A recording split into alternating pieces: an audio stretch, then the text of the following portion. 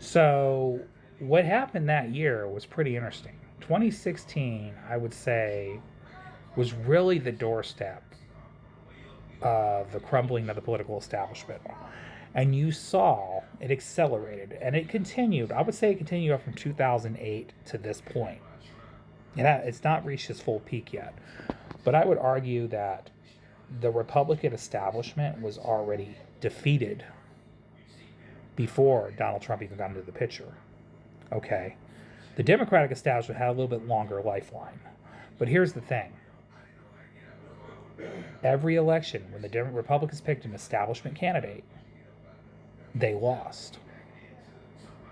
Then they would pick a more far right candidate, and that candidate would lose. And it would be like, it would be like they would always lose to a generic Democrat. Now, what happened was at the presidential level, not the congressional level, which is interesting, but at the presidential level. But here's the thing: 2016 was a complete change. So in 2016, people just wanted change. And I would argue also, there was also the scandal of the far right um, movement that was going on from Russia. And you had the issue with Cambridge Analytics. There was a huge scandal about that in 2014 where they were hacking the databases in America. And they were pushing pro-Russian propaganda in the media. So there was also that coming into effect, along with people's disillusion with politics. But again, what the media was pushing was a Hillary Clinton, Marco Rubio kind of matchup, or a Jeb Bush versus Hillary Clinton. But at the end of the day, voters weren't really down with that. And that's the thing. 2016 came around. On the Democratic side, you saw the rise of Bernie Sanders. Okay.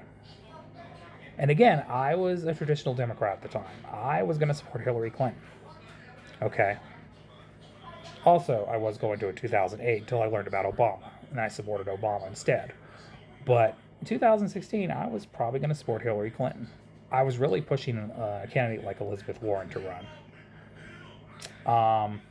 But then Bernie ran. Bernie stepped up. Now, ultimately, I supported Bernie in the primaries because I think we needed change. I knew he wasn't going to win, though. So he made a splash on the Democratic side as a DSA member, Democratic Socialist candidate, which was pretty impressive, even though he didn't win. He was the first step at the doorway of pushing the Democratic Party to become more populist. It took Bernie's candidacy for president to start with. He just kind of laid out the infrastructure. So then that happened. But then on the Republican side, you saw Donald Trump run.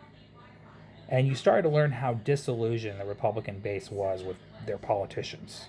Because so many prominent names ran on the Republican ticket. So many Republican names. Marco Rubio, Jeb Bush, all kinds of people. Okay. And Donald Trump defeated the Bushes. The Bushes dropped out early. Jeb Bush dropped out early. So he defeated the Bush dynasty in its first knock at politics. Defeated all the establishment Republican names in the Republican primary. Ran away with the Republican vote in the primary. Ran away with it. Literally exploiting politicians for their corruption, mocking people, doing all kinds of stuff. Just running as this brash outsider saying insane things. Made moves and walloped the Republican primary. He effectively now became the leader of the Republican Party. Okay. Now, on the Democratic side, the establishment went out of their way to push Hillary Clinton.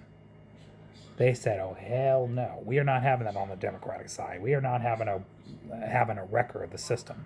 Okay. So eventually, Hillary Clinton still managed to elk out the nomination, but she had a more competitive race against Bernie Sanders than Trump had against any of the Republicans in the field.